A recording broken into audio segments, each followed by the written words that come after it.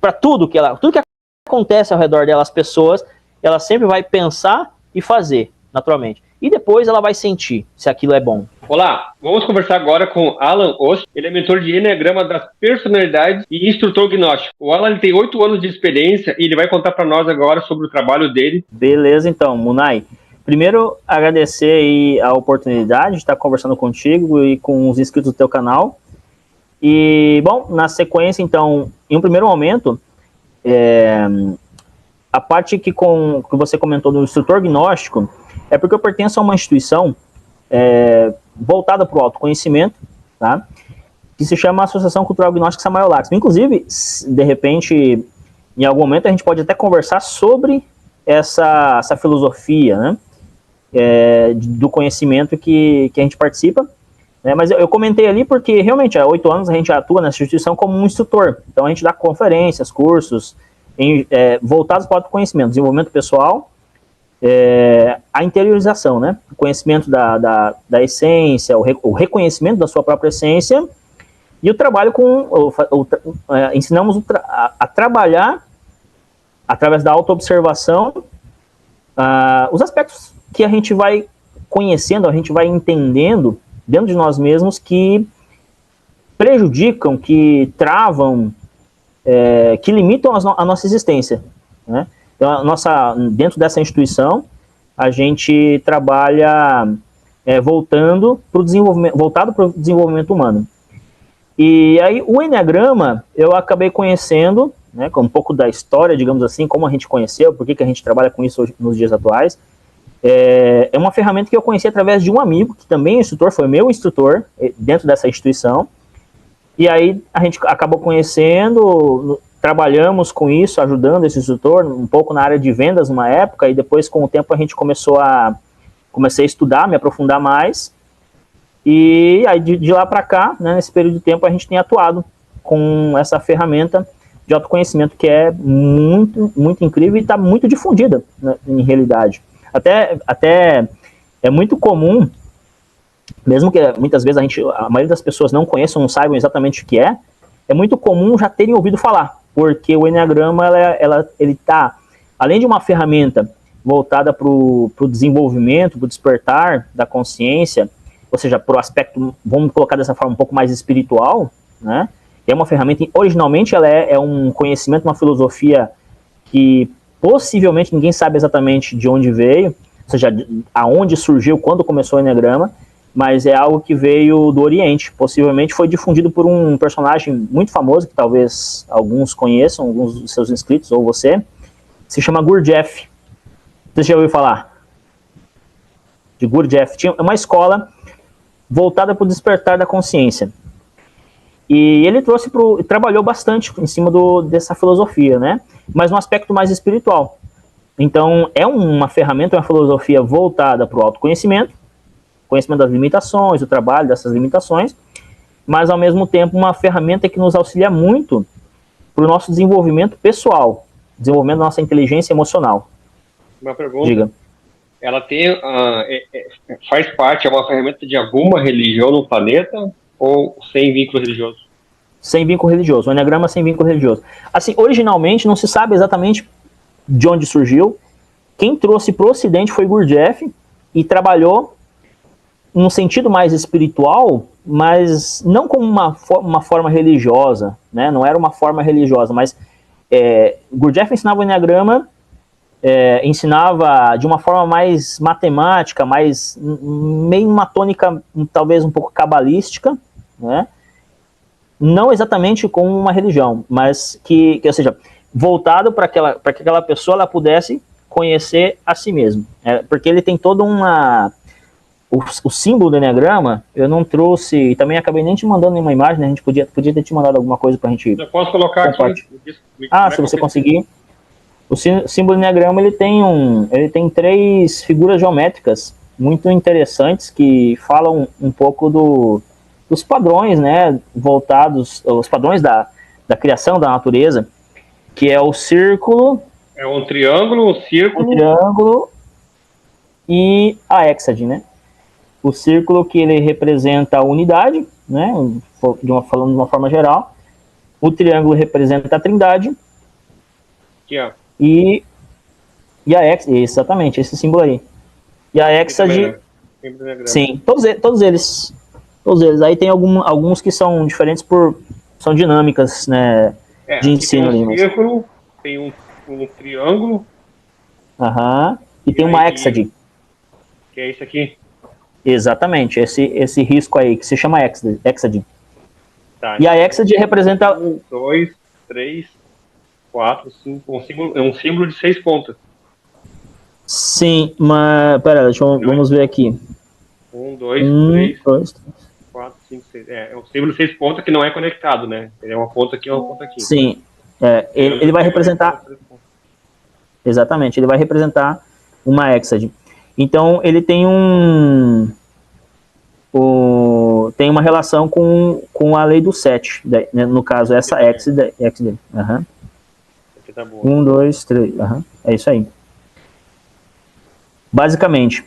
Então, dentro do Enneagrama, o Enneagrama em si, a gente trabalha já nesse período de tempo aí, mais ou menos 8 anos. Mas o trabalho é feito em cima desse símbolo, ou isso aqui é apenas para identificar o...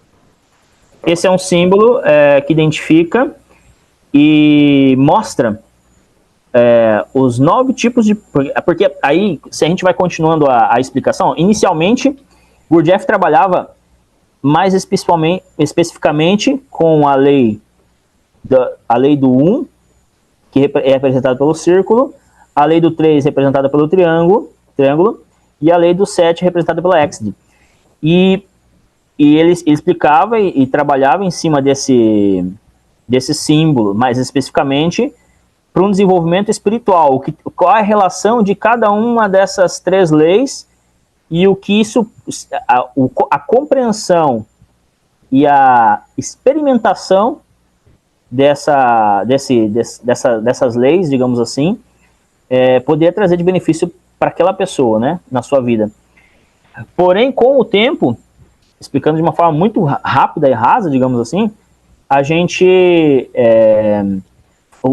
os pesquisadores, dentre eles, por exemplo, Oscar Ichaço,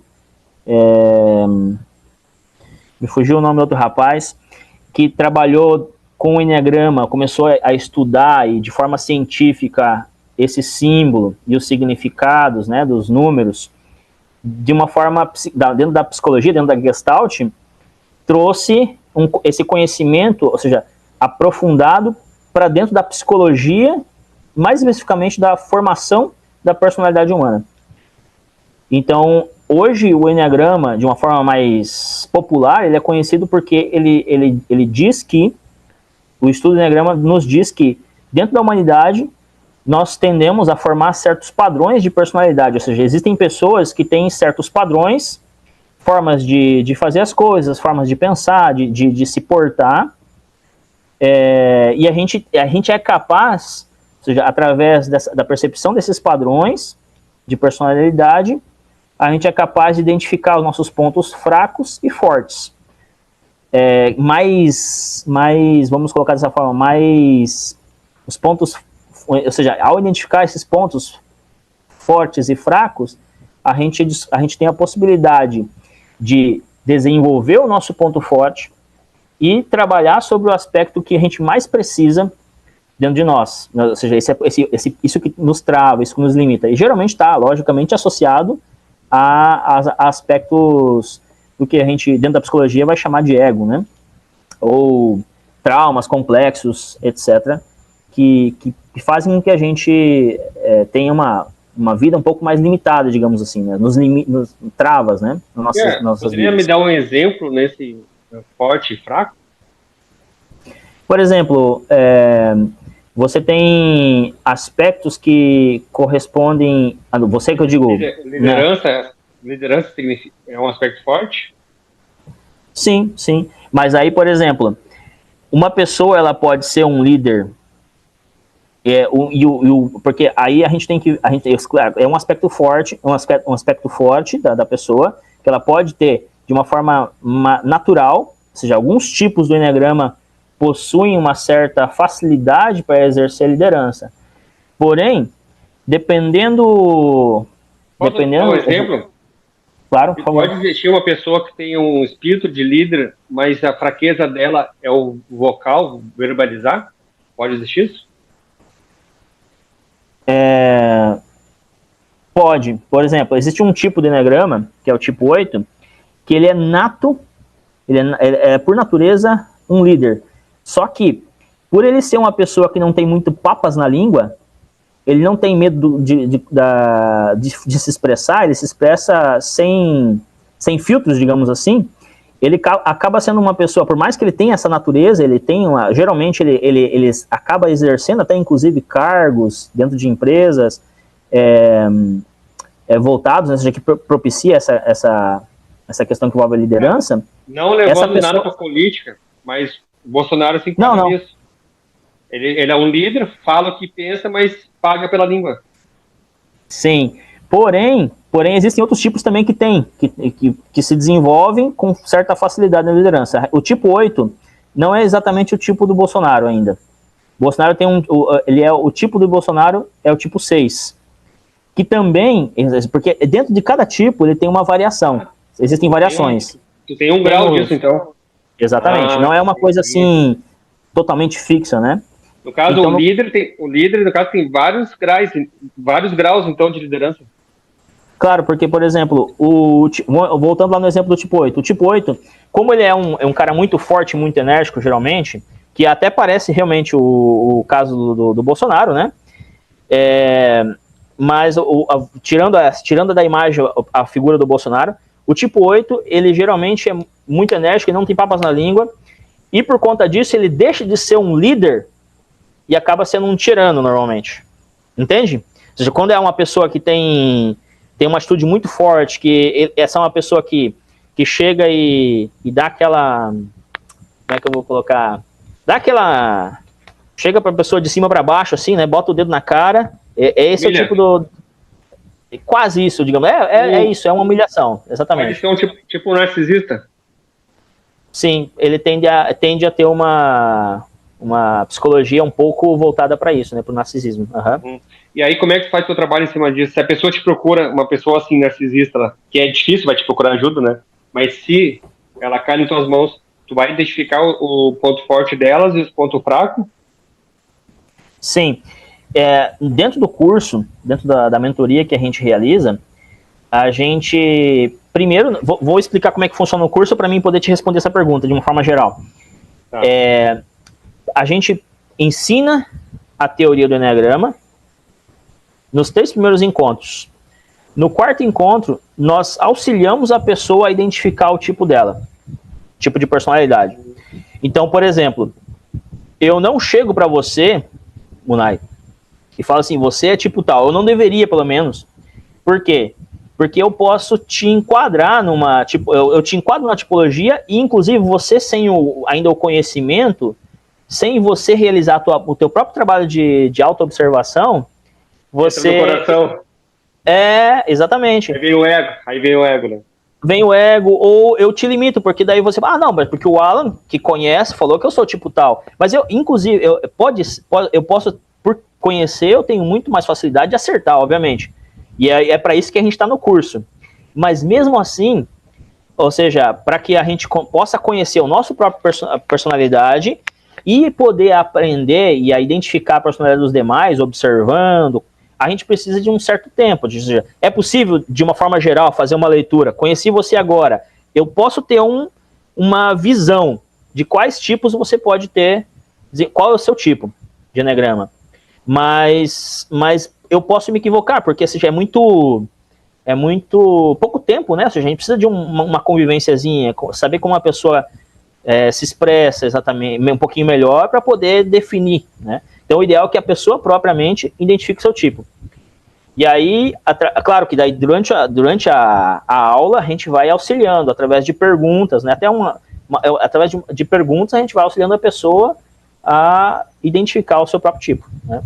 E aí, se a gente vê que a pessoa está indo por um caminho um pouco fora do que seria o ideal, digamos, que a gente entende que a gente vai fazendo mais perguntas e vai balizando até a gente conseguir ajudar ela a identificar de uma forma eficaz, né, o seu próprio tipo.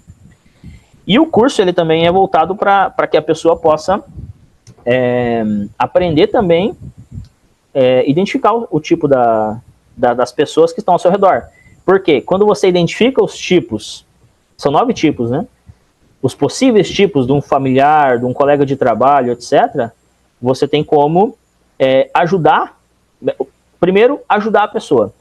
Segundo, melhorar o teu relacionamento com ela. Porque se você entende os pontos fracos, os pontos fortes, ou seja, se você sabe que tem certas coisas que você faz que aquela pessoa não gosta, você pode deixar de fazer aquilo lá, entende? Ou, se você, dentro de uma empresa, se você identifica que a pessoa é do tipo 1, do tipo 2 ou do tipo 3, e sabe que a pessoa do tipo 1, 2 ou 3 tem certas características muito positivas em determinadas áreas da vida, você pode ajudar ela. Vou pegar um exemplo. O tipo 7 é um vendedor, geralmente é um vendedor nato. Tem facilidade. Por quê? Porque ele é uma pessoa muito comunicativa. O tipo 5 de personalidade é uma pessoa muito retraída, então ela tem já muita dificuldade de se comunicar. Geralmente é uma pessoa mais retraída. O tipo, faz sentido você pegar o tipo 7 e botar no escritório, para ficar digitando relatório o dia inteiro, e faria sentido fazer isso, e pegar o tipo 5, que é mais reservado, e botar na área de vendas, por exemplo. É um exemplo simples, mas ou seja, não faz sentido. Porque o tipo... Tá falando só te interromper, tu tá falando uma coisa importante. Se um administrador de empresa tem esse conhecimento, ele pode reorganizar a sua empresa, deixar os melhores em cada ponto. Esse é um trabalho para gestão empresarial bem interessante, hein? Para quem tem muitos funcionários, para 2, 3 pessoas também é bom, mas eu acho que para ter um impacto numa empresa grande assim, seria interessante, hein? Uma empresa com 200 funcionários, por exemplo, até para o pessoal do RH saber isso aí, né? Com certeza. Tem uma empresa muito grande que dá vários cursos para esse mundo empresarial, que chama Dale Carnegie. Já ouviu falar já? Não me lembro. Eu acho que já. Dentro dessa empresa, um dos cursos que eles dão é o curso de Eneagrama. Porque... Então, eu falo isso porque geralmente muitas empresas fazem esse curso do Dale Carnegie, se eu não me equivoco. Dale Carnegie, exatamente. Muitas empresas fazem esse curso da Dale Carnegie, que tem o curso de Eneagrama dentro. Porque é fundamental a pessoa ela saber... Tem uma frase de Simon Sinek, se eu não me equivoco, que diz assim, 100% das pessoas... Perdão, 100% dos clientes são pessoas. 100% dos funcionários são pessoas. Se a gente não entende de pessoas, nós não entendemos de negócio. Por quê? Entender de pessoas, de relacionamentos, saber como as pessoas se portam, o que elas pensam, como elas são, né? Entender seus receios, seus medos e descobrir aquilo que ela busca, o que ela almeja, o que ela quer, é fundamental, porque aí você pode ajudar ela. Então o líder, a figura de um líder, geralmente a gente vê um líder como uma pessoa um pouco tirana, digamos assim, uma pessoa que te cobra, uma pessoa que te exige, né, muita coisa. A figura de um líder deveria ser exatamente o oposto, aquela pessoa que, sim, claro, tipo assim, naturalmente, de uma forma saudável, vai te cobrar resultado, etc., mas aquela pessoa que te ajuda, que te conhece, que sabe das tuas limitações e conhece os teus pontos fortes e vai te ajudar a desenvolvê-los. Então, essa é uma coisa, é uma sacada genial, né? Conhecer de pessoas é fundamental, conhecer as pessoas. Eu não sei se tu falou agora, dá para se enquadrar, né? Para quem não conhece o Eneagrama, nunca ouviu falar, um resuminho. Para quem não conhece, nunca ouviu falar. Eu sou uma pessoa que eu nunca ouvi falar, né? Você começou a me mandar material, né? Eu me inscrevi, eu acho que você fez anúncio no Facebook, eu devo ter me interessado. E me inscrevi, né? Sim. Eu entrei no teu grupo. Então, para quem não sabe nada, assim, dá um resuminho assim, de poucas palavras. Certo. Então, o Eneagrama, hoje, né, atualmente, ele é uma ferramenta de autoconhecimento. O autoconhecimento, ele é necessário para 2 coisas. Vamos resumir de uma forma simples. Autogestão, a gestão das tuas emoções, das nossas emoções, porque ao aprender a gerir minhas próprias emoções, eu tenho a capacidade de lidar comigo mesmo e ser uma pessoa mais tranquila, mais feliz, mais consciente, né? Ter me manter em um estado de consciência, de presença, que vai me permitir, naturalmente, conseguir realizar uma gestão de pessoas mais eficiente, mais eficaz. Essa gestão de pessoas, a gente geralmente associa ao mundo corporativo, mas gestão de pessoas acontece, quando a gente fala o termo gestão de pessoas, né? Acontece o tempo todo. Em casa, no relacionamento com a esposa, com o filho, com o pai, com a mãe, a gente está tendo que gerir alguns eventos. Ou seja, eventos acontecem que me causam certas emoções que podem fazer com que eu fique feliz, ou fique triste, né, ou fique depressivo, e assim por diante. E, ao mesmo tempo, as ações, atitudes que eu tenho diante a esses momentos, ou seja, quando eu discuto com a minha esposa, eu estou gerindo mal o meu relacionamento com ela.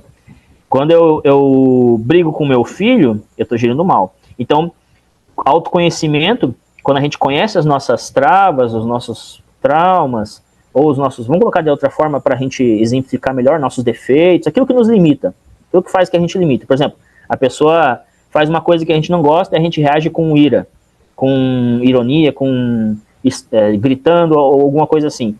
Quando a gente atua dessa forma, a gente está atuando de uma forma pouco inteligente, porque quando eu grito de volta, quando eu brigo, quando eu xingo, eu não estou falando que isso é fácil também, obviamente, né? Mas é um passo quando a gente passa a conhecer o mundo do Enneagrama, porque o Enneagrama ele nos dá uma ferramenta que, se a gente aplica, ele nos ajuda nesse processo de melhoramento do relacionamento conosco mesmos e com os demais. Então, se eu aprendo a gerir minhas emoções, eu também consigo gerir as emoções dos demais. Eu vou aprendendo a gerir as emoções dos demais. Então, quando eu conheço o tipo da minha esposa, eu sei que ela tem um padrão de comportamento, ou do meu filho, né, tem uma mentorada, né, uma pessoa que fez o curso com a gente, ela comentou que ela já fazia há mais ou menos, não me recordo exatamente porque já faz um tempinho, 5 anos, por exemplo, terapia, para ela conseguir lidar com o filho. Ela tinha alguns problemas em conflitos, né, que é normal, a família, a gente sempre tem, e ela disse que ela, em um curso de 7 encontros, ou seja, são, na verdade, o nosso curso, o meu curso, como é online, eles são 14, a gente divide, fraciona um pouquinho mais, mas seriam 7 encontros se fosse presencial. Ela aprendeu muito mais do que, não colocando como, ou seja, mas é porque, colocando como inferior, não é isso, mas é que, ao momento que ela entendeu que o padrão de personalidade do filho dela era aquele, e ele fazia as coisas que fazia porque ele tinha aquela forma de se expressar, por conta da personalidade que ela entendeu do filho dela, ela entendeu o que ela fazia que gerava os problemas e os conflitos, ela tem a oportunidade, ao entender isso, de mudar aquela realidade. É possível, porque é como se a gente, igual, quando a gente conhece o nosso próprio tipo e o tipo da pessoa que está próximo de nós, é igual aquela imagem do Matrix, quando o cara lá está fazendo a leitura da Matrix, lá e aparece aqueles númerozinhos, né? A pessoa vê a realidade como ela realmente é. É como se despisse a pessoa ali. Aos poucos, conforme a gente vai conhecendo, vai se aprofundando nessa filosofia, né? Principalmente em relação a nós. Então, aí isso nos permite gerir pessoas de uma forma mais eficaz.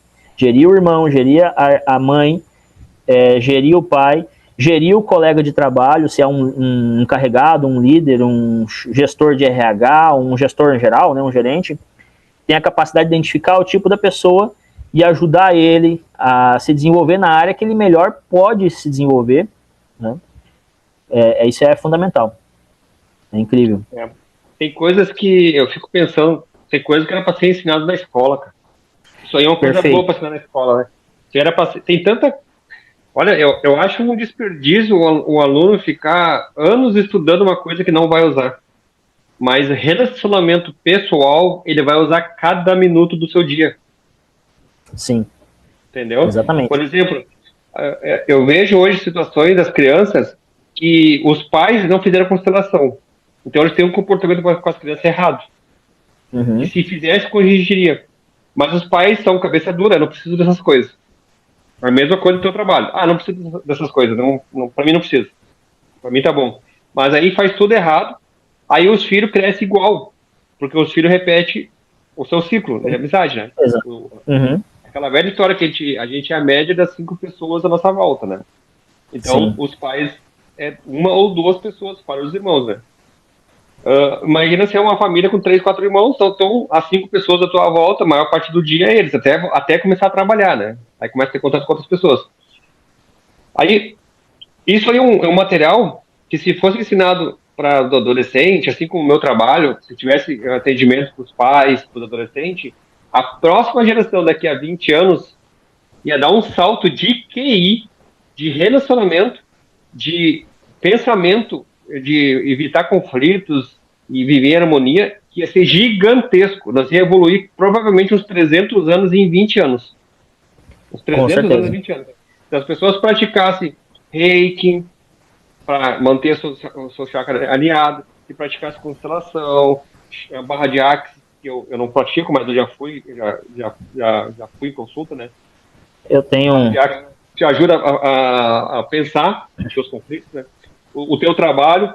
Se a pessoa fizesse isso desde sei lá, da quinta série, quando ela começa a questionar o mundo, né? É a fase que ela começa a questionar a vida. Se ela começasse da quinta série a ter isso, em vez de ter, por exemplo, biologia, podia estender ter menos horas no ano, estender para o segundo grau. E a química, eu não vejo necessidade de tanta matéria de química e física para uma pessoa que não vai exercer. Aí tu vai ver a faculdade, que eu estou fazendo faculdade hoje, é tanta matéria que não tem sentido, não tem por que eu estudar aquilo. Por que eu não coloco mais cadeiras de química, de quem vai praticar a área, química, biologia, coloca mais cadeiras, o que corresponderia ao segundo e terceiro ano do ensino médio, jogasse para a faculdade, dava uma subidinha do ensino médio, jogar para o ensino do ensino fundamental para o ensino médio algumas cadeiras, e incluir no ensino fundamental sociologia, psicanálise, constelação familiar, inclusive fazer etapas em que os pais têm que participar. Cara, a gente ia evoluir 500 anos em 20 anos, com certeza.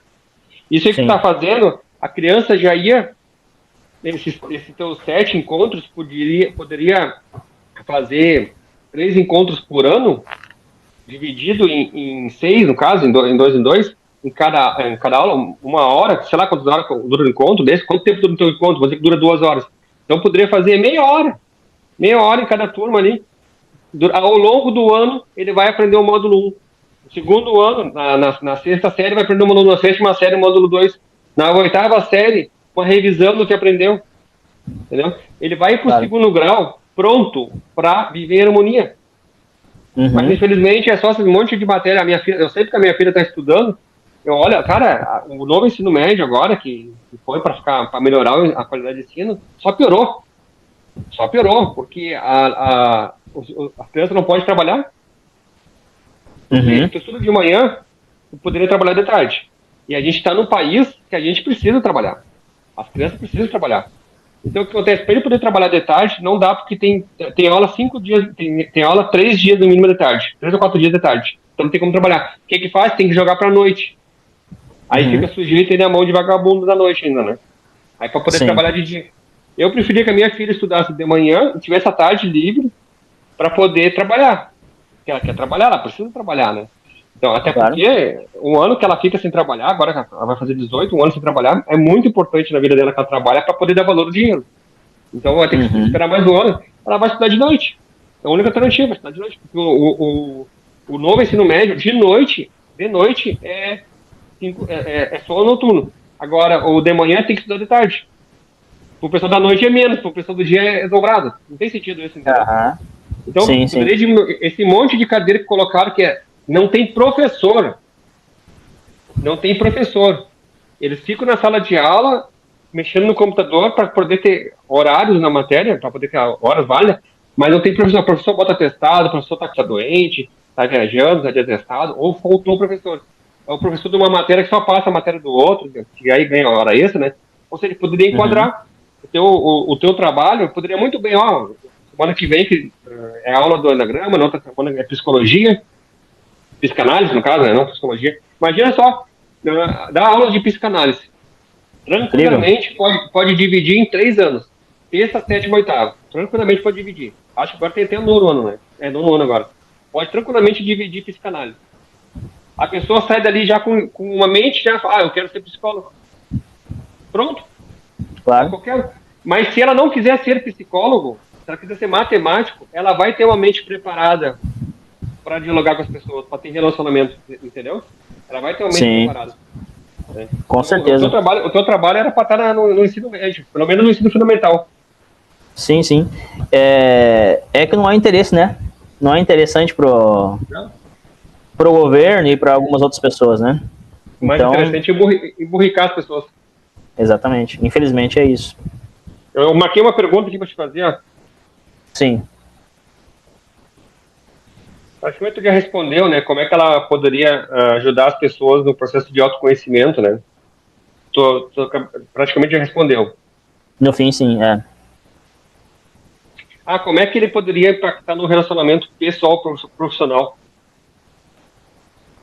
Claro, aí entra... Seria aquela situação que tu falou de dela trabalhar no setor certo. Exatamente. Seria isso aí. E se a pessoa não quer aquele setor? Por exemplo, ela é boa vendedora, mas pela característica, mas ela quer trabalhar no escritório. Tem como alterar alguma coisa nesse enneagrama dela? O ponto fraco dela, alguma coisa assim? Mas aí você quer dizer, por exemplo, ela não quer por uma... É porque assim, por exemplo, o enneagrama, ele dita uma personalidade da pessoa, mas óbvio, até é uma questão aí que acho que a questão é que a pessoa, o tipo dela sempre vai ser o mesmo, mas ela consegue sim, com certeza, desenvolver outras áreas. Na verdade, esse é o objetivo do enneagrama. Não é a pessoa, por exemplo, a pessoa que é tímida, não faz sentido ela ficar somente... a pessoa tímida, ela normalmente tem uma aptidão, uma facilidade para ficar no escritório, para trabalhar com processos, né, tabelas, planilhas, assim por diante, tá? Porque ela já é um pouco mais reservada, mais interiorizada, porém, é conveniente que ela se movimente para essa direção do desenvolvimento de se relacionar, ou seja, ela precisa buscar sair um pouco desse casulo que ela se encontra, né? Porque esse trauma porque é um trauma que a pessoa, geralmente essa personalidade, ela advém por conta de um trauma. Ou é um trauma relacionado à questão intelectual, que a gente chama de trauma da traição, ou é um trauma relacionado à questão emocional, quando a pessoa se sente, me fugiu o termo correto, ela se sente, não é abandonada, essa pessoa, rejeitada, essa é a palavra, perfeito.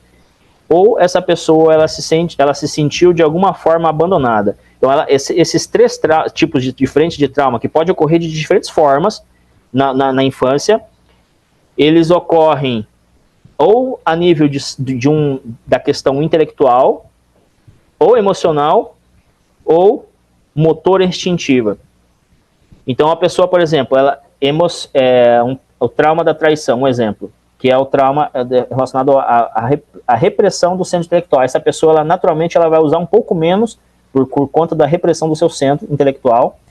Ela pensou, por exemplo, viu o pai e a mãe e pensou, esse pai e essa mãe tem que me dar uma educação assim. Quando criança, não é que ela pensa isso, mas é uma coisa que tem a nível intelectual em relação aos pais.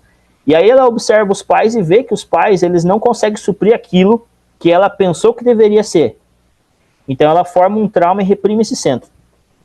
Isso vai gerar três tipos de possíveis de personalidades dentro do enneagrama. Depois tem o trauma emocional. Então, e aí segue dessa forma, ou seja, são 3 tipos de traumas que podem ocorrer, 3 em relação aos centros, Então, cada pessoa ela vai ter certos aspectos negativos que ela vai precisar trabalhar. Existe um tipo de eneagrama, por exemplo, que ele é o cara que é parado, ele não faz, ele é muito parado, ele é muito de boa, é o cara, o termo que a gente usa é o pacífico, né? É o pacificador.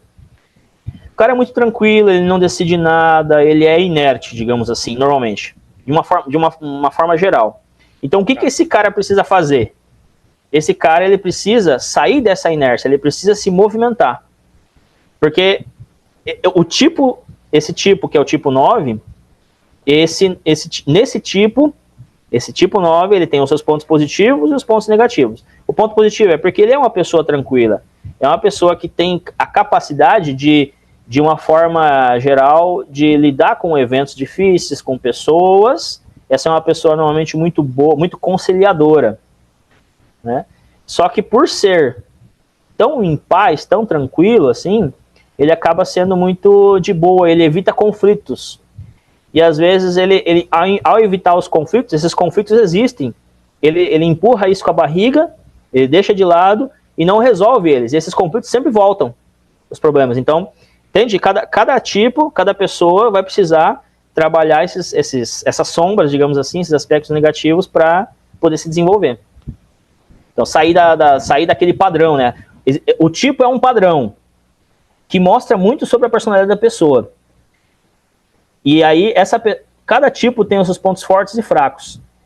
Cabe à pessoa identificar os pontos fortes. O tipo 7, por exemplo, é o muito comunicativo, muito brincalhão, é um vendedor nato. Ele precisa aproveitar isso que é positivo dele, mas ao mesmo tempo ele tem que parar de ser uma pessoa superficial, porque não é superficial exatamente a palavra, mas é uma pessoa que tá o tempo todo fazendo muitas coisas, mas nunca faz nada de uma forma bem feita. Ele precisa focar nas coisas, ele não tem capacidade de foco muitas vezes. É uma pessoa que precisa parar e fazer algo e começar aquilo e terminar, entende? Por que ele é uma pessoa muito comunicativa? Porque ele adora novidades. Ele quer estar sempre conversando com pessoas, saindo, viajando, começando coisas novas o tempo todo. Ele reprime um centro, que é o centro emocional. Então ele evita problemas, conflitos emocionais com pessoas, coisas que sejam chatas, coisas que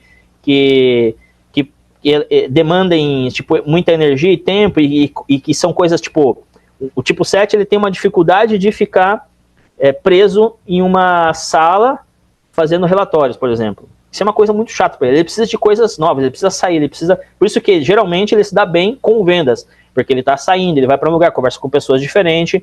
Isso instiga, isso faz com que ele seja uma pessoa, digamos, relativamente feliz, porque na verdade não é aí que mora a felicidade dele, na verdade. Mas a pessoa ao longo da vida, ela pode mudar a personalidade dela? Não, na verdade. Mas o que acontece? A gente tem que cuidar, é que dentro do curso a gente explica todos esses detalhes, né? Mas o que acontece? Nós temos os 9 tipos de nós, tá? Nós temos o tipo 1, que é a pessoa determinada. Nós temos o tipo 2, que é a pessoa que... aquela pessoa que é a pessoa que se doa, que quer ajudar, uma pessoa muito prestativa. Nós temos são inteligências, né? A inteligência da determinação, a inteligência da prestatividade, a inteligência da adequação, a inteligência da interiorização, e cada um dos tipos tem uma inteligência. O que acontece é que um deles é mais forte em nós, por conta de um daqueles traumas que eu explicava para você antes. Um deles é mais forte. E esse aspecto, tipo assim, ele ressalta, ele salta em nós. Então a gente tem todas as inteligências, mas essa inteligência ela é mais forte. Tem o aspecto positivo dela e o aspecto negativo, dependendo de como você atua dentro dela. Existe uma faixa saudável do tipo e existem as faixas não saudáveis. Deixa eu te perguntar. Eu tenho um personagem, uma pessoa que, por se sentir abandonada pelo, se eu não me engano, pelo pai, é um homem abandonado pelo pai, ele desenvolve uma necessidade de aprovação pelo sexo masculino, entendeu? Abandonado pelo pai. Se sentiu abandonado pelo pai, então ele desenvolve uma personalidade de aprovação, ou seja, ele tem que ter um carro bacana para os amigos ostentar, para os amigos achar ele que ele é, para ele se sentir amado, para ele se sentir importante. Ele tem que fazer um churrasco e chamar a galera, pagar cerveja para a galera, mostrar, bater foto. Ele tem que ostentar as conquistas dele para se sentir amado, porque ele não se sentiu amado pelo pai, e isso reflete em muitos homens na forma adulta, né? É a síndrome do abandono que reflete na rejeição. Tem uma síndrome, uma necessidade de mostrar que tem poder de conquista para poder se sentir amado, né? Ele vai. Entendi. Na constelação eu trabalho isso com ele, né? Identificando a origem, que foi o pai, e ressignificando isso para ele perder reprogramar a mente dele, para ele perder essa necessidade de estar provando para os amigos que ele pode, provando para os amigos que ele é o grandão, o maioral. Ele não tem necessidade de se sentir amado pelos amigos. Tá? Na constelação a gente faz esse trabalho. O teu trabalho funciona assim também? Pelo que tu me colocou, eu acho que sim. Sim. Isso é um trabalho, ou seja, muito parecido quando a gente entra numa mentoria individual, né? Quando a gente está conversando, eu vou ajudar, quase como se fosse o curso, mas aí eu vou ajudar a pessoa a identificar, vou explanar para ela cada um dos tipos, vou trabalhar com ela mais o tipo dela, para ela identificar o aspecto, o trauma, aquilo que gerou, né, inclusive, né, o tipo dela, que aí são os traumas, trauma do abandono, trauma da traição, trauma da não se sentir importante, é um outro trauma, né, que tem relação com o centro emocional, e aí eu vou ajudar ela a fazer esse processo de identificação e ressignificação, é exatamente essa palavra, ou seja, o que é ressignificar? É entender que essa pessoa não precisa fazer aquilo para mostrar que é importante, que tem valor e etc. Né? Ela simplesmente... Para se sentir aceito no grupo, fazer parte do grupo, né? Exato. Exatamente. E aí essa semana eu só terminando, eu vi uma situação do rapaz que está deixando um grupo, né, um clube que ele está, porque ele está sendo explorado por essa turma. Mas ele conseguiu ver isso com 20 anos. Né? Com 20 anos, agora ele tem 20 anos, né, ele conseguiu enxergar isso. Tem homens que vai até os 50 anos sendo explorado. Ele percebeu isso em pequenos detalhes, que estão pedindo dinheiro emprestado, não pago, entendeu? Fico procurando, sempre tem uma desculpa, né? Estragou o carro, me consegue uma grana, sabendo que ele tinha, né? No fim ele ficou sem dinheiro, e a vida ensinou para ele que ele ficou sem dinheiro, ele foi cobrar, não tinha. Então a vida mostrou para ele que ele estava errado. Agora tem homens que passam 30 anos vivendo isso aí, e acabam sendo bonzão, que empresta, não cobra, né? E não aprende. Aí tem que vir a terapia, né? Tem algumas pessoas a vida ensinou, né? Mas algumas pessoas precisam de terapia, né? Claro, exatamente. E isso aí, essa coisa, é um padrão que a gente tem, por conta desse trauma, né? A gente tenta sarar aquela ferida fazendo esse tipo de coisa, né? Isso que você comentou aí desse rapaz. A gente tenta sarar aquela ferida fazendo aquele tipo de coisa. Esse tipo de coisa, porque é uma forma não muito inteligente de suprir uma emoção que era necessária quando a gente era criança, ou seja, o abandono do pai. Era necessária a afetividade, o amor do pai, da mãe ali, mas aí a pessoa não tinha, né? A criança não tinha, então ela teve esse trauma, gerou esse trauma. E aí quando a gente cresce achando que ou seja, para que eu possa receber o afeto, o carinho, o amor, eu preciso fazer determinadas coisas. E cada tipo tem exatamente essa mesma tipo de eneagrama, né? Tem exatamente essa mesma realidade. Cada um forma um trauma e cresce acreditando que precisa realizar certas coisas para que ela receba ou tenha segurança, tenha o amor, tenha o reconhecimento, né? Da família, dos pais, das pessoas próximas e no geral. Só que geralmente a gente adota uma forma que está dentro da personalidade, que é uma forma meio ineficaz, que é esse exemplo, né? Ou seja, eu vou doar, vou emprestar dinheiro, vou ser legal com os outros, e a gente esquece, de uma forma geral, que a gente está se prejudicando, né? Porque é uma ferida emocional que a gente tem ali, que a gente precisa trabalhar, a gente precisa ressignificar. por que aconteceu aquilo quando eu era criança, né? O que aconteceu? Por que meus pais não me deram aquela atenção que eu deveria? Será que eles eram malvados? Ou será que era porque eles realmente não tinham a compreensão, não tinham o conhecimento que a gente tem agora, talvez, né? Não tiveram as oportunidades para se desenvolver emocional, mental, física, o suficiente para dar uma boa educação, para reconhecer as necessidades da criança e sanar essas necessidades para que ela não formasse esse trauma, né? Ó, tu matou uma charada aí, ó. Esse rapaz que te deu um exemplo, não é a vida que ensinou para ele. Ele teve uma boa presença de pai e mãe. Então ele teve uma estrutura por trás que fez ele enxergar que estava sendo explorado. Ele largou fora. Outros rapazes, na condição que tu colocou aí, não tem a estrutura do pai e da mãe, faltou um dos dois, e aí ele não enxerga que está sendo explorado. Ele não enxerga que está sendo explorado e passa a ficar uma vida inteira nesse arrasto. Tendo de exploração, de ter que estar de autoaceitação, fazer parte do bando. Então, esse rapaz não é a vida que ensinou ele, é a estrutura familiar que ele teve que fez ele enxergar, porque ele teve um pai que ensinou ele teve um pai que explicou as coisas para ele, então tá no subconsciente dele. Ó, os caras estão me explorando, vou largar fora. Não é isso que eu quero para mim. Já o outro cara que não tem essa estrutura que tu falou aí, familiar, não passou por esse trauma aí, lembra que tu falou trauma? O outro cara que passou por esse trauma do abandono não teve um pai para dar orientação. Não teve a força do pai por trás. E aí ele passa por essa situação e é feito vítima. No caso, é explorado, ou vem os traumas da infância se manifestar agora, né? E aí precisa da terapia. Terapias alternativas, como a gente tem, né? E aí muitos bate o pé, não quer, não precisa, e passam a vida inteira uma vida praticamente desgraçada, muitos, né? Uma vida desgraçada porque não querem procurar ajuda, e todos nós precisamos de ajuda, todos nós, inclusive os terapeutas, né? Todos nós precisamos de ajuda. Inclusive nós, com certeza. Com certeza. Não existe exceção, né? Eu acho que o único que não precisava de ajuda é Jesus, e ele era o mestre, né? Exatamente. É bem isso mesmo. Até os discípulos dele, ele estava toda hora dando os dedos. Não, é assim, assim. É bem isso mesmo. Sempre a gente vai precisar de alguém que nos dê um suporte, uma ajuda, vamos colocar, esse é um termo que a gente usa muito de uma forma corriqueira, mas é como se fosse um mentor, né? Uma pessoa que realmente tem uma sabedoria, tem um conhecimento, tem uma capacidade emocional, mental de dar uma direção para a pessoa, né? Para nós, é verdade. É isso aí. Tu tem... eu anotei uma aqui, ó. Como é que tu faz para ajudar o teu cliente a descobrir o Enneagrama? Como é que tu faz para ele descobrir? Como é que o tipo dele? É na prática?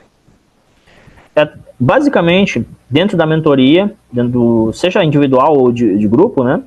No quarto encontro a gente faz uma roda de conversa, digamos assim, coloca essa pessoa no centro, né? E é onde a gente vai fazer, junto com o auxílio de todos os alunos, geralmente, dentro de uma mentoria de grupo, né? Mas, obviamente, com essa direção, essa baliza do instrutor, do mentor, do trainer, também a gente pode chamar de trainer, o instrutor de Enneagrama. E a gente realiza as perguntas, né? A gente faz perguntas, são perguntas específicas, para que a gente consiga identificar, primeiro, o centro que a pessoa reprime. São 3 centros: centro emocional, centro intelectual e centro instintivo, ou vamos colocar instintivo, né? Centro intelectual, emocional e instintivo. Desses 3 centros, todos nós temos um que é reprimido por conta do trauma de infância, que é aquilo que a gente comentava anteriormente, comentava contigo. E aí essa pessoa vai desenvolver um centro que a gente vai usar mais, e um centro intermédio.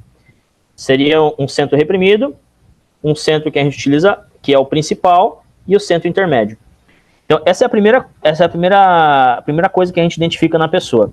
A gente identifica qual é o centro que ela mais usa e o centro que ela reprime.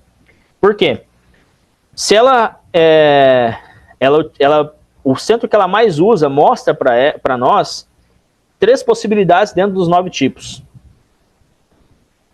existem 3 tipos que são mais intelectuais, existem 3 tipos que são emocionais e existem 3 tipos que são mais práticos, mais instintivos. Não instintivo no sentido negativo, tá? São mais motores, são mais... A palavra correta é ativos, são mais ativos, pessoas mais ativas. Os intelectuais, as pessoas intelectuais, isso é um estudo lá de Platão, né? É muito antigo, né? Antes de Cristo. Ele diz que existem as pessoas que são da cabeça, as pessoas do coração e as pessoas do ventre. Até mesmo no corpo, quando a gente observa uma pessoa, a gente pode olhar essa pessoa, a gente observa ela de uma forma geral, a gente vai poder identificar se essa pessoa, ela mostra até no seu próprio corpo. Porque as pessoas que geralmente são mais intelectuais, elas tendem a manter a cabeça um pouquinho para frente inclinada. Se posicionam de uma forma que, seja numa reunião, numa conversa, um pouco mais para frente. As pessoas mais emocionais, elas são equilibradas, elas não têm nem para frente nem para trás. E as pessoas motoras, geralmente elas têm a tendência a andar com a barriga para frente. As pessoas ativas, né? Então, essa é a primeira forma. não a sobressalência. Ventre, né? Não é a barriga crescer? Não. A pessoa, a pessoa emocional, ela tende a ser mais reta, ou seja, o corpo dela, ela não vai nem para trás e nem para frente. Sabe? O intelectual, ele anda com a cabeça um pouquinho inclinada para frente, se a gente observa. Mas, enfim, eu estou explicando isso por quê? Porque nós somos ou mais emocionais, ou mais intelectuais, ou mais motores. Então, isso me dá... quando eu identifico se a pessoa é mais emocional, mais mental ou mais ativa, mental, intelectual, né? Eu já consigo reduzir, já consigo perceber que essa pessoa, ela entra tem 3 possibilidades. E aí, através de perguntas. Pergunto se essa pessoa ela é uma pessoa muito ansiosa, por exemplo, que ela vai me dizer... Se ela é muito ansiosa. Não, todo mundo tem um grau de ansiedade, mas geralmente o tipo 1 e o tipo 6, eles têm mais ansiedade, apresentam mais ansiedade que os outros tipos. E as pessoas que são corcunda, que caminham assim, são mais intelectuais, então? Não é isso aqui, ó.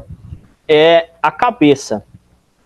A pessoa deixa a cabeça, ela tá andando porque ela primeiro, uma pessoa, vamos pensar assim, ó, vamos imaginar, um exemplo, vamos dizer, de você.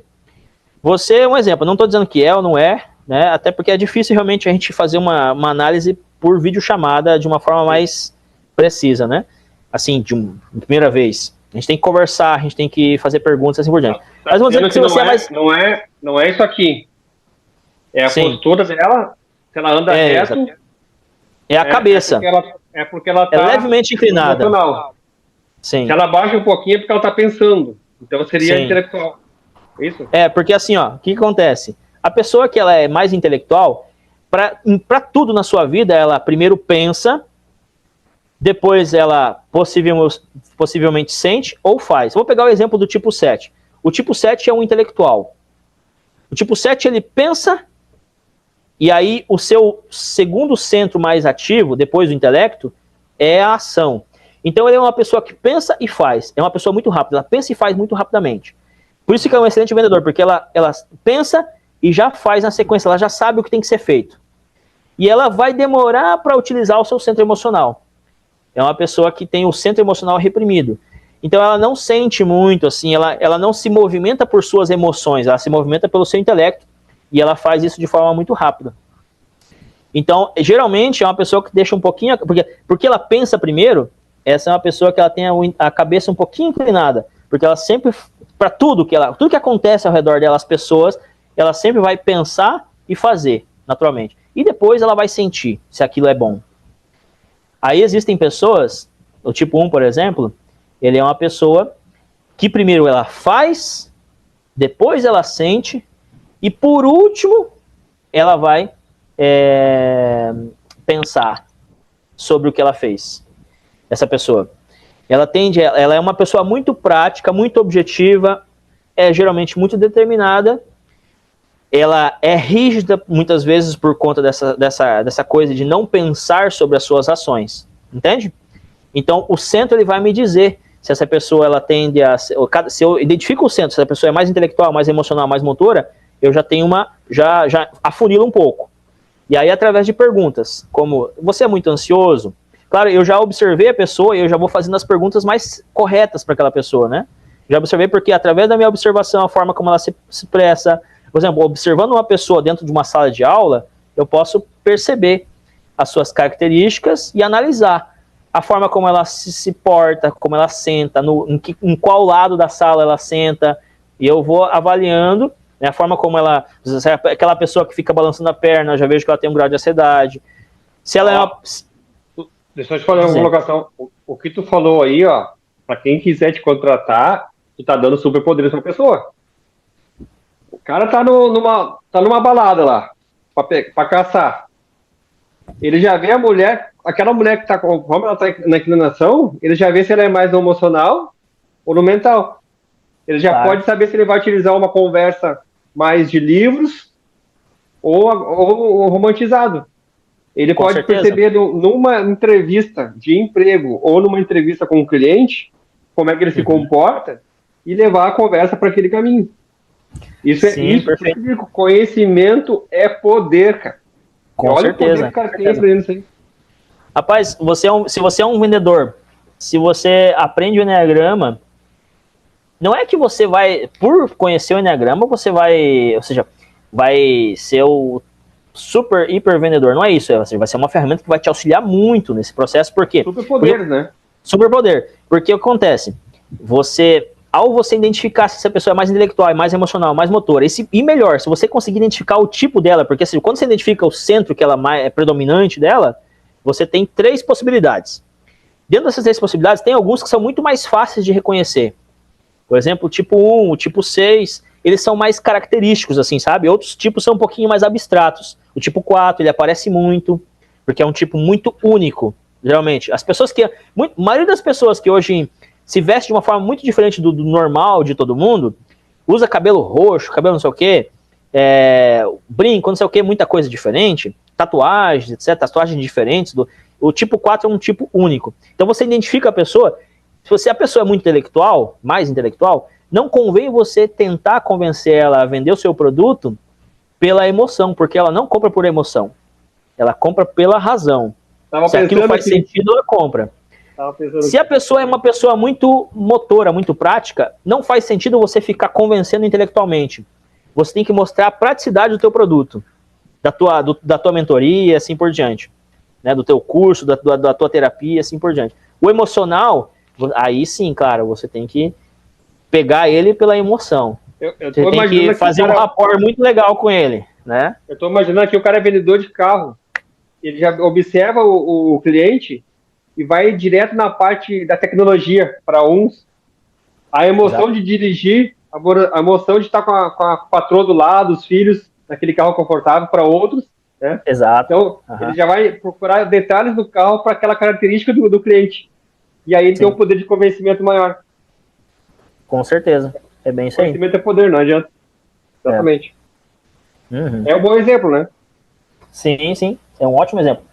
Claro, se você vê, por exemplo, é uma ferramenta que, para essa área, a gente poderia dizer que o Enneagrama é uma ferramenta, até uma arma, digamos assim, porque você pode fazer, se você quiser usar para o mal, você usa. Obviamente que a gente não vai usar, né? Mas, por exemplo, porque a gente tem que ter um limite, obviamente, senão você não vai manipular a pessoa, né? Você vai ajudar ela, enfim. Aí entra toda uma questão de ética, inclusive, que a gente trabalha dentro do curso também, como utilizar a ferramenta, né? Mas dentro desse mundo... O vendedor, vamos falar sério, né? O vendedor ele vai utilizar todo o seu conhecimento para vender. A pessoa que vai decidir. A decisão de compra da pessoa. Eu comprei na emoção. Exatamente. A maioria, 90% das vendas são na emoção. Sim. Não. Isso não é esse o método que eu ia dizer, na verdade. Assim, até aí é saudável você ter esse conhecimento e utilizar ele. Mas o ponto é que, dependendo do que seus interesses, do que tem dentro de ti e as tuas vontades, né? Você pode usar para coisas até mais pesadas, digamos assim. Pesadas, realmente, né? Sim. Enfim. Outra pergunta. Bom, as próprias propagandas de carro na televisão, né? Eles colocam uma fase da propaganda que é a emoção, o aventureiro, ou a emoção da família reunida, Depois eles partem para os opcionais, que é a tecnologia, aí já vem a razão, né, vem o intelecto, né? Aí vem a garantia do veículo, 3 anos de garantia, o cara que é muito mais estruturado nisso já pega, você sabe? Sim, tipo, aquele que busca segurança, fala assim, o cara que tem dúvida, né? O cara que tem a questão intelectual ali, né? Duvida, quer saber se realmente aquilo presta, né? Funciona, ele vai precisar de uma garantia. O cara que procura muito segurança, ele já não quer só airbag na frente, ele quer nas laterais também, ele quer a proteção de trás, então, né, a propaganda já puxa, mostrar para todos esses 3 públicos, os 3 públicos, na propaganda cara, eles fazem. Sim, esses aí, todas elas se utilizam desse conhecimento, já sabem, né? Já sabem disso aí. Tá, deixa eu fazer aqui, ó. O Enneagrama é uma ferramenta estática ou as pessoas podem experimentar mudanças em seu tipo ao longo do tempo? Então, sim, podem, e aí entra um pouquinho no que a gente comentou anteriormente, que nós temos os 9 tipos dentro de nós mesmos, as 9 inteligências, né? Para falar de outra forma, são inteligências que nós temos. Uma delas é mais aflorada. E aí, só uma? Uma delas é mais aflorada, que é o tipo da pessoa. Não pode ter 2? É só uma sempre? Sim, é só uma que é mais... Que é mais característica, que aparece mais. Mas não é que... por exemplo, uma pessoa pode ser como é do tipo 6, por exemplo, que a virtude, uma das maiores virtudes do tipo 6 do Enneagrama é a virtude da precaução. É uma pessoa que normalmente se precave muito. É uma pessoa que tem o centro intelectual como principal. Claro. Assim. Interessante. E é interessante você comentar. Porque a gente vai avaliando, a gente vai... Né, não estou dizendo que mas tipo assim, a gente afunila um pouco, né? A minha mulher e minha filha enchem o saco. Eu vou dormir, eu confiro as portas, a janela. A gente mora na cidade mais segura do Brasil. Qual cidade? Pra ter uma ideia, Jaraguá do Sul, Santa Catarina. Eu já morei em Jaraguá, viu? Já morei, então sabe, né? Sabe que ela é segura, né? Pra ter uma ideia, o nosso vizinho não tem cerca e o meu portão fica aberto. Mas eu vou lá e fecho as portas, né? Sabe que não tem assalto? Mas não tem pelo menos deixar a porta aberta, né? O convite também, né?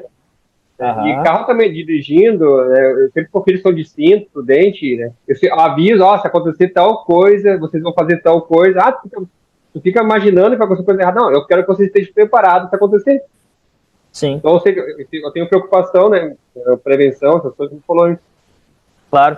Quando tu sai, tu lembra de levar... quando vai viajar, por exemplo, tu lembra de levar o guarda-chuva... Ou seja, tu vai pensar em todas as possibilidades ali para que nada que possa acontecer e ter um problema ali que você não preveu, ou não? Eu sou mais assim de coisas de guerra, assim, de homem, sabe? Guarda-chuva, se chover, vai me molhar. Agora, eu tenho no meu carro um cacetete, eu tenho uma faca, eu tenho lanterna, eu tenho carregador de bateria, eu tenho cabo. Tem coisa assim para sobrevivência, entendeu? A minha personalidade é essa. Por exemplo, o meu genro e minha filha foram para o Réveillon, eu mandei um áudio para eles dizer, se faltar luz, cair a internet, toca para casa que é apocalipse. Eu dei toda a instrução para ele, porque tem uns malucos aí ameaçando derrubar a internet, ameaçando a cair a luz elétrica. Para mim, é tudo mentira, mas eu tenho que me prevenir. Sim. Entendeu? Então, claro. Deixa o carro abastecido. Deixa o carro abastecido. Eu duvido que vai acontecer, mas tu não pode ser o otário que não acredita. Deixa o carro abastecido, porque se cair tudo, não vai ter como abastecer. Cair a luz, não tem como abastecer. Cair a internet, não tem como pagar. Deixa o carro com o tanque cheio. Se faltar luz e internet ao mesmo tempo, por mais de 2 horas, volta para casa. Aí a gente vai montar um subando aqui e aí vai ser apocalipse, entendeu? Sim, aí, claro. Aí sobrevive que tiver o bom do maior. Mas eu não acredito que vai acontecer isso aí, entendeu? Pra mim isso aí é tudo fake news, a gente querendo vender clique, entendeu? Mas eu acho que a gente não pode ter o bobinho também que não acredita em nada, e aí é o primeiro a morrer no apocalipse, entendeu? Então, eu penso assim. Agora, se chover no apocalipse, se chover pedra, se chover canivete, vai me pegar, porque eu não vou ter guarda-chuva, entendeu? Agora, eu vou ter faca no carro, eu vou ter o cacetete, para carregar a bateria eu tenho cabo, eu tenho não só o cabo, tenho a maquininha aquela, né? Eu confiro se eu tenho step, essas coisas assim, para segurança, sabe? Agora, coisa assim de chover, roupa para frio, roupa pro. Cara, se não é minha mulher, eu passo frio na rua. Sim. Mas aí que tá, por exemplo, não é que a pessoa ela vai ser, por exemplo, a inteligência da pessoa é a precaução, mas não é que essa precaução vai se prismar, vai se prismar em todas as áreas da vida, né? Exatamente isso. Tu falou, eu citei um exemplo ali para analisar, mas o que você me falou descreve bastante o tipo de personalidade de 6. Mas, óbvio, como te disse, não é uma análise, é como tu comentou, aí a gente fala, parece, mas teria que se fazer uma análise mais profunda, né? Uma conversa, um diálogo, ou fazer um estudo próprio, né? Para chegar a essa conclusão. Existem também alguns, na internet, se você busca, tem alguns testes. Só pesquisar teste Enneagrama, tem vários testes aí também que é interessante. Os testes, eles são interessantes, às vezes podem ser um pouco controversos, mas geralmente é bacana, assim, vale a pena fazer um teste.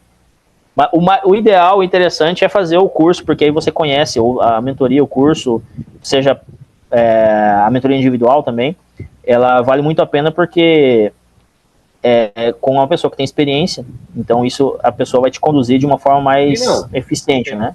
Tem que ter um guia, né? Tem que ter um cara que vai recorrer. Diz Exato. uma coisa, Alan, tu tem alguma pessoa que tu percebeu, assim, uma mudança significativa na vida dela, assim, um cliente teu, que mudou? Pode compartilhar com a gente? Não precisa dizer nome, sabe? Mas situação. Sim. Não, sim, tenho sim. Tem várias pessoas, né, que a gente poderia citar.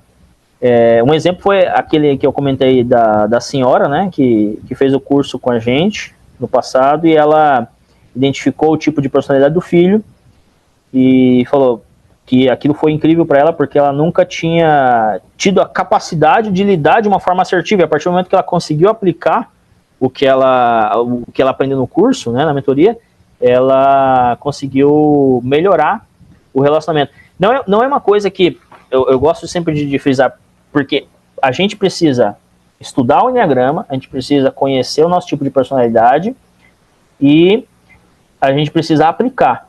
Tá? E o aplicar não é simples também, muitas vezes, porque a gente identifica o padrão de personalidade de uma pessoa e sabe o que incomoda ela, né? O que a gente faz que incomoda a pessoa, que ela estressa a pessoa, que gera o conflito.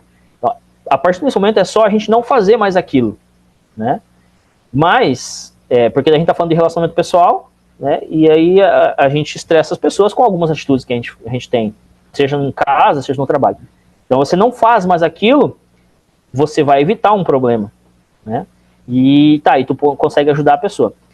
Mas no caso dessa senhora, ela conseguiu, pelo menos naquele momento, né, aplicando o Enneagrama, ela conseguiu lidar com o filho de uma forma mais eficiente.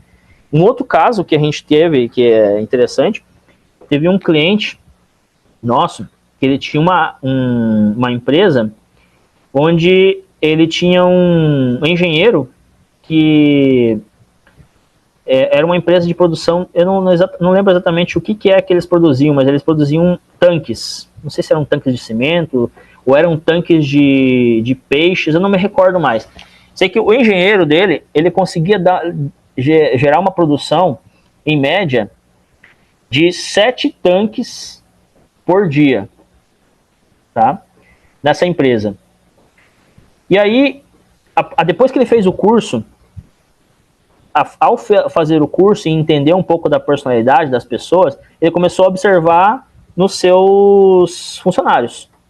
E aí ele identificou os perfis dos seus funcionários, o perfil do engenheiro e o perfil de um funcionário que ele tinha lá, que não era engenheiro, mas que tinha um perfil de uma pessoa que é uma pessoa, resumidamente, tá? O perfil de um dos perfis do Enneagrama é o perfil número 3, que é uma pessoa que busca o sucesso na vida por conta de um trauma emocional. Mas ele quer, por conta desse trauma, que é uma questão de sentir-se importante na infância, ela busca, através de realizações na vida pessoal, ela busca realizar, né, muitas coisas na sua vida, dinheiro, status, fama, poder, etc., a todo custo. Ela vive para isso, para suprir essa necessidade, sabe, para curar essa ferida.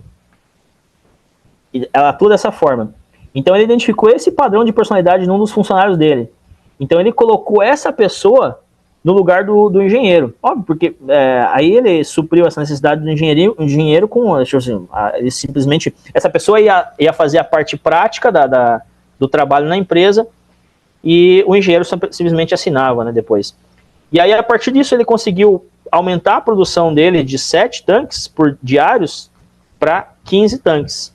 Então, ou seja, porque a pessoa, ela já tem uma, ou seja, às vezes o engenheiro, ele não me falou qual é o tipo de personalidade que ele identificou no engenheiro, mas dependendo da personalidade da pessoa, às vezes ela não é tão proativa, ela é um pouco mais, ou seja, mais comum, digamos assim, né? E aí a personalidade do tipo 3 do Enneagrama é uma pessoa que ela busca o sucesso, se ela tem oportunidade, ela vai para frente, ela faz acontecer, ela corre atrás, né?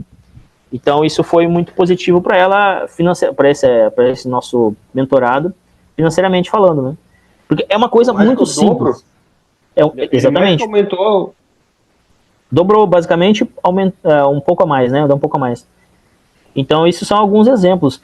Cara, é incrível. Se a gente aprende a identificar o tipo das personalidades, pode falar. E o engenheiro não te procurou? Não me procurou, não. Não me procurou depois. Possivelmente ele deve ter falado, mas ele deve ter ficado meio chateado com o empresário, né? Pois é, mas aí, em vez de a pessoa procurar culpados, procura ajuda. Claro. Procura ajuda. Com certeza. O que eu estou fazendo de errado? Como é que o senhor chegou nessa decisão? Não, eu fiz uma terapia e tal, eu cheguei a essa conclusão e você pode ver que deu resultado. Chama ele depois, vou te indicar o profissional que me ajudou. Claro, exatamente. Eu produzia 7, agora sem você eu produzo 15, né? De repente te indicar, porque ele pode melhorar os pontos fortes dele e minimizar os pontos negativos, né? É isso que eu entendi, né? Exatamente. Porque ele tinha essa trava emocional do tipo dele, que provavelmente era um tipo que não é tão proativo, é o 9 e o 5. E então, um exemplo, né, de tipos que podem ser um pouquinho mais, não tão dentro do mundo empresarial, eles vão ser um pouquinho mais... não é que essas pessoas não se desenvolvam, tá? E não tenham sucesso, tá? Exatamente o que eu ia te falar. Não é que claro. ele é incompetente, ele está no lugar errado. Exatamente, aí tá. Perfeito. O 7, ele é muito comunicativo, não necessariamente ele vai estar na área de vendas, mas ele tem que estar em uma área onde ele se relaciona mais com pessoas. O 9, por exemplo, ele é um cara um pouco mais parado, mas ele é excelente conciliador, uma pessoa que escuta muito. Então, ele em alguma área voltada para relacionamentos dentro de uma empresa, é interessante aproveitar o 9.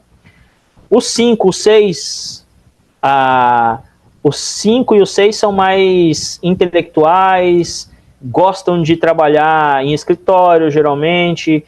O 5 se motiva por desafios, mas que exigem capacidade intelectual. Então, eles vão atuar muito bem dentro dessa parte mais administrativa, mais processual dentro de uma empresa, né? Vão ser muito... O tipo 5 tem uma capacidade de planejamento incrível, o 6 também, mas é uma tônica um pouco diferente. Então, cada tipo ele vai ter uma forma da gente aproveitar melhor. Olha, tem pessoas que reagem melhor, né, com as situações, né? Tem pessoas que passam pelo mesmo trauma, mas umas supera aquilo com mais facilidade, né? Dá um exemplo assim, jogador de futebol. É um exemplo que eu posso dar porque eu gosto de futebol, né? Aquele volante, o Casemiro, da seleção brasileira, ele quis ser jogador. O sonho dele era ser centroavante. Como centroavante, ele ia ser um fracasso. Ele ia ser um engenheiro. Mas ele se colocou no lugar dele, de volante, se tornou o melhor volante do Brasil. Nos últimos 10 anos é o melhor volante do Brasil.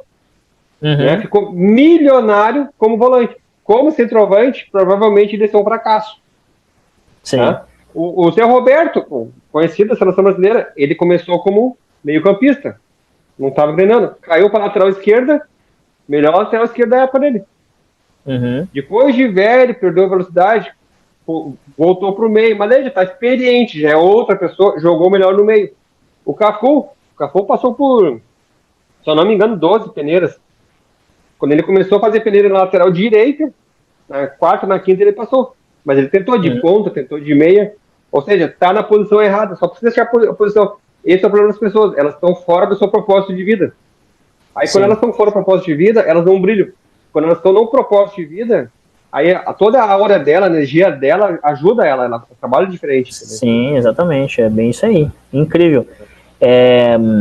No Enneagrama a gente diz que, de certa maneira, quando a gente descobre o nosso tipo, ponto fraco e o ponto forte, a gente tem a possibilidade de trabalhar o ponto fraco e desenvolver ainda mais, potencializar o ponto forte. Tem uma pesquisa, colocaram um grupo de pessoas para fazer leitura dinâmica.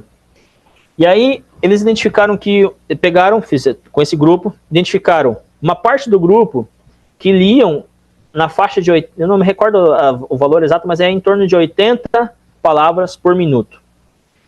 E outra faixa que liam em torno de 120 palavras por minuto de pessoas. Tá? Pegaram essas pessoas, esses dois grupos, que daí eles separaram depois desse primeiro teste, e colocaram para fazer um curso de leitura dinâmica. O que aconteceu? Os que liam 80 palavras por minuto passaram a ler 120 palavras. Não chegaram a dobrar, mas aumentaram bastante a capacidade. 50%. O grupo, pasme, o grupo que lia 120 palavras passaram a ler em torno de 600 palavras por minuto.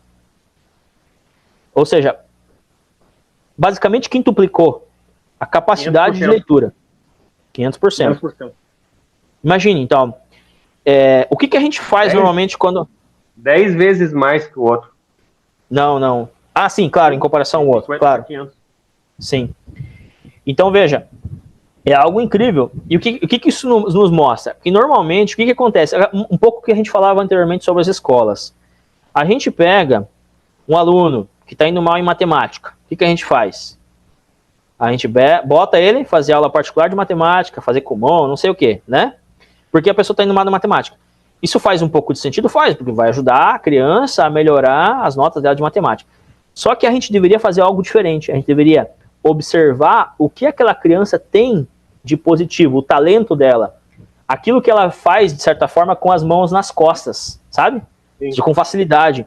Porque aquilo que você já faz com facilidade, quando você pode exercer, e quando você exerce, quando te dão as ferramentas e a possibilidade, aquilo conflui numa coisa assim magnífica. Aí a gente pode citar os nomes, os grandes nomes da história da humanidade, como os clássicos, né? Bach, Beethoven, Mozart, Da Vinci, né? Esses grandes cientistas como Einstein, Tesla e assim por diante. Imagine, são pessoas que exerceram a vocação, aquilo que elas vieram realizar na sua vida. É algo incrível. E aí essas pessoas, quando elas fazem isso, elas são felizes. A criança que está estudando a matemática, que às vezes tem uma super inteligência para se desenvolver na arte, por exemplo, a super capacidade na arte, um pintor, um músico, um escultor, ela estudando matemática, e seja, é importante estudar? Não estou dizendo que não é para estudar, mas não tenta fazer ela, sabe, colocar numa situação em que ela não é feliz. É bom aprender matemática, é bom, vai precisar até para fazer escultura, vai ser necessário, mas não exige, ou seja, dá foco naquilo que ela já tem, que é natural dela, que é uma inteligência dela, e aquilo é a vocação, ela vai exercer a sua vocação para aquilo, ela vai fazer algo, ela pode transformar o mundo com aquilo, né? Porque ela está exercendo aquilo que ela veio ao mundo a fazer. É algo incrível. A gente fica maravilhado de falar essas coisas. Uhum. Bom, eu acho que era isso, né? Bastante informação. Sim. Algumas últimas palavras aí para finalizar? Fala do teu curso. Fala do teu curso aí, quando é que começa, né? Divulga ele aí para nós. Perfeito. Então, a mentoria ela vai começar no dia 11. A gente vai estar realizando, naquele grupo lá, que você entrou, deve ser o grupo, aquele grupo lá, eu vou estar disponibilizando o link de 3 conferências. Uma é uma palestra de abertura, e eu vou dar acesso para quem tiver interesse às 2 primeiros encontros do curso. Os 2 primeiros encontros do curso. Então a pessoa ela vai poder estar fazendo o curso, vai poder estar aprendendo, né, participando, sem necessidade, ou seja, vai avaliar, ver se vale a pena, se gostar do curso, aí ela pode adquirir, né. Então vai começar no dia 11, vai ser numa quinta-feira, se eu não me equivoco, no dia 11, então vai ser dia 11, dia 16 e dia 18, então quinta, terça e quinta, sempre nas terças e quintas o curso, né, a mentoria. E, bom, a gente está no processo aí de divulgação, de conversando com as pessoas, fazendo atendimento. Começamos aí no dia 11. Eu tenho certeza que é algo assim que vai trazer Tá, eu vou fazer o seguinte, eu vou colocar aqui na descrição do YouTube o link para o pessoal acessar. Pode ser. Sim. Manda o link depois, né? Claro, manda sim, pode deixar. Qual é a área de interesse, assim, que pode trazer um resultado mais imediato para as pessoas? Vendedor, né, com certeza. Quem mais? Em geral, gestores. Em geral tudo, né? Em geral tudo, né? Mas assim, o que seria mais, assim, mais impactante assim, de curto prazo? Vendedor, com certeza, na primeira venda ele já vai ter resultado, né? Com certeza. O vendedor, mas, ou seja, um gestor de RH, porque, por exemplo, o gestor de RH, ele vai contratar pessoas para a empresa. Então é super interessante ele conhecer das personalidades, para alocar de uma forma mais eficaz dentro da empresa a pessoa. Um líder, um gestor, um gerente, né, que tem várias pessoas na sua gerência, é sumamente importante se ele quer se tornar um líder. Porque antes de qualquer coisa, um líder é um amigo, uma pessoa que a gente vê como alguém que nos ajuda, né? Um amigo nos ajudaria, né? Então, diferente de um chefe, diferente de uma pessoa, ou seja, uma pessoa que ela não sabe lidar com as pessoas ao seu redor, é rude, etc., né? Não entende a personalidade, os porquês, os detalhes da pessoa, ela acaba se tornando professores, claro, com certeza, professores. Gestores em geral, gestor de RH, professores, até mesmo, vamos pegar mentores, né, profissionais, terapeutas, com certeza vão se beneficiar, porque vai incorporar ali no conhecimento, né, que vai para o seu atendimento. Né? É muito interessante. Não só para atender o nosso cliente, mas até para vender o nosso serviço, né? Claro, com certeza. Exatamente, porque no fim, todo profissional precisa saber, no fim das contas, precisa saber vender, né? Precisa conhecer de vendas, técnicas de vendas. Venda é tudo, né? Venda e política, né? A gente não pode ficar sem nenhum dos dois. Exatamente. O Enneagrama, ele nos dá uma capacidade de desenvolver o rapport, né? Rapport é fundamental, a gente conseguir criar essa conexão com a pessoa. E quando você entende a pessoa, você compreende ela, você consegue conversar de igual para igual, digamos assim, se conecta a ela com um pouco mais de facilidade. É muito interessante. Tu aborda o rapport no curso? Não, mas assim, a gente fala por alto, né? Não falamos sobre rapport, mas é uma coisa que naturalmente o conhecimento do Enneagrama e a aplicação dele te dá essa... Outra interessante também, né? Tudo, né? te dá essa capacidade, né? Tá. Exato. Então tá, acho que é isso aí. Como é que o pessoal faz para acessar, além do link aqui, fala o teu Instagram aí? O meu Instagram, é @AlanOst. Basicamente, lá tem o link do curso também, né? Sim.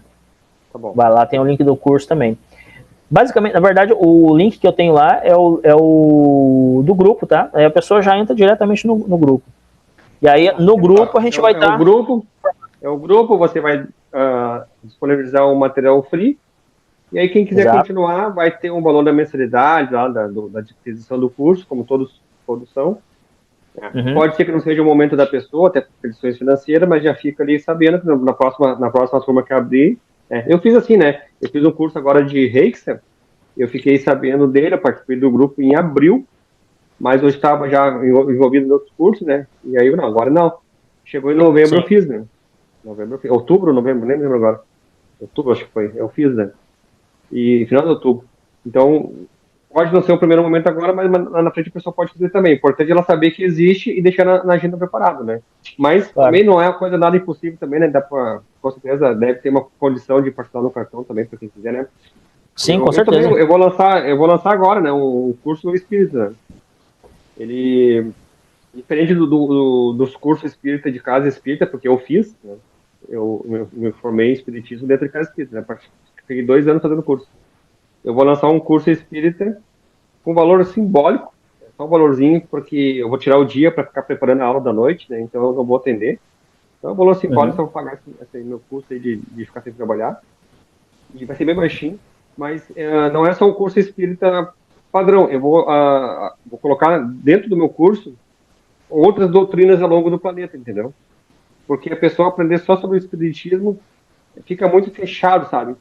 Por exemplo, o espiritismo ele é muito focado na reencarnação, mas existem outras doutrinas no planeta que focam em energia, né? Como, por exemplo, o Reiki vem lá da doutrina dos Vedas, que é de 10.000 Uhum. anos atrás, antes da Bíblia. Sim, sim, muito antigo.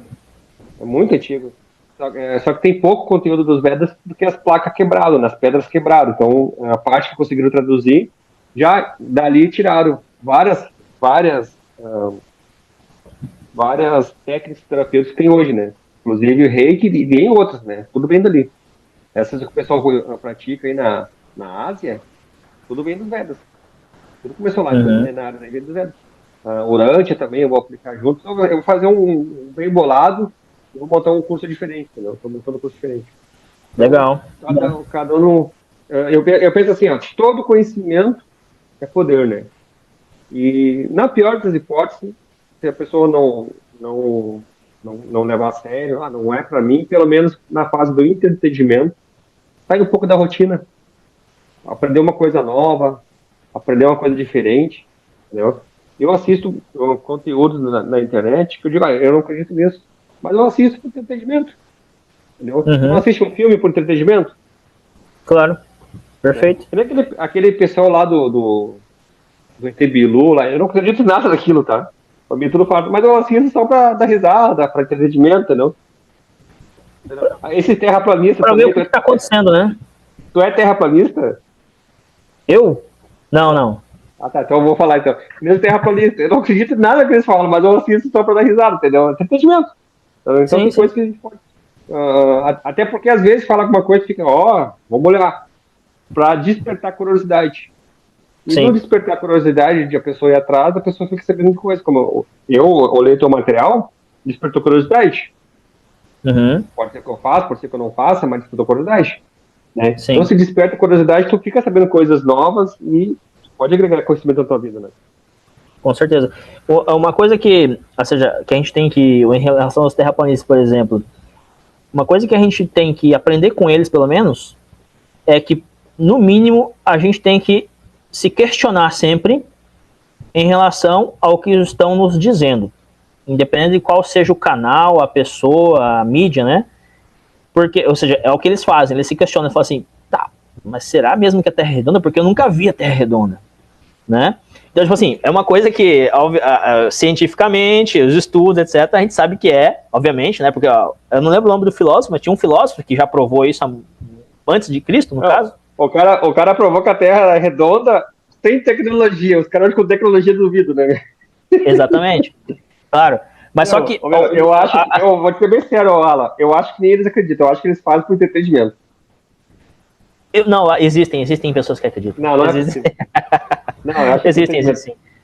Tem pessoas, eu acho comuns, pessoas que não têm conhecimento, até acabam acreditando nesses caras. Eu conheci esse dia um cara, eu falei, não, cara, eu também já expliquei pra ele tudinho, assim. Aí ele, então não é plano, não. Mas é uma pessoa comum, não tem conhecimento, não tem estudo. Essas pessoas caem, mas essas pessoas que, poxa, têm capacidade de estudar e abrir canal e fazer debate, coisa, não é possível que elas não tenham conhecimento que estão falando asneira. Eu acho que é por dinheiro, cara. Eu acho que é por entendimento, por clique. Não é possível. Claro, existem pessoas desse tipo também. Sim. Eu não sei, cara. Eu acho que, cara, é muito fácil saber se a Terra é redonda. Aliás, é muito fácil saber se a Lua é um abajur no teto, como eles pensam, ou se é um orbe, né? É só tu ir nesse lugar aí que tem aqueles negócios para olhar os passos lá, tu vai olhar pra Lua lá, que eles falam que o homem não foi na Lua, né? Eles falam, o argumento deles que ir na Lua foi uma farsa, né? E eu duvido que o homem foi na Lua com aquela tecnologia. Acho que teve ajuda, entendeu? Alguma coisa não tá bem certa naquelas fotos, lá não tá bem legal. Mas como ele foi na Lua, foi. É só tu olhar pra Lua, tu vê. Tá lá o resto das coisas da Lua. Sim. Lá, o cara tem um negócio, uma estrutura lá de 1 metro de largura lá, que reflete o laser, que tu aponta o laser pra Lua pra saber a distância. Tá lá na Lua, só tu olhar no microscópio. Entendeu? Olha só, eu nunca usei o microscópio, então, né? Eu não sabia, dessa parte eu não sabia, não. Mas, claro. Pra quem tem um potente, assim, de olhar pra tantas mil vezes, tu olha pra Lua, tu vê eles lá. Tu vê eles lá. Tá lá eles, tá? Se eu não me engano, tem 4 lá. Tem 4 lá, se eu não me engano. Tem um carrinho lá também, o Robert lá. Da Apollo 14, se eu não me engano. 14. Que é a última vez que foi tá lá, tem um Robert lá. É ruim de chegar porque tu não sabe onde tá, tu vai ter que ficar procurando, né? Tu não tá procurando num terreno, né? Um terreno de 10 por 10. É um negócio gigante. Tu vai de lá pra cá procurar na Terra, que é tua casa, né? Tu vai achar tua casa lá de lá pra cá, mas tu vai ficar usando, procurando. Com certeza, exatamente. Não, mais que a Terra fica girando ainda, né? Agora, a Lua tá parada. Tá parada. Então tu pode conseguir localizar ela. Aliás, ela se move, mas ela tá em movimento, né? Igual o Sol. Sim. Ela está com a face parada pra cá, né? Ela não rota igual a Terra, né?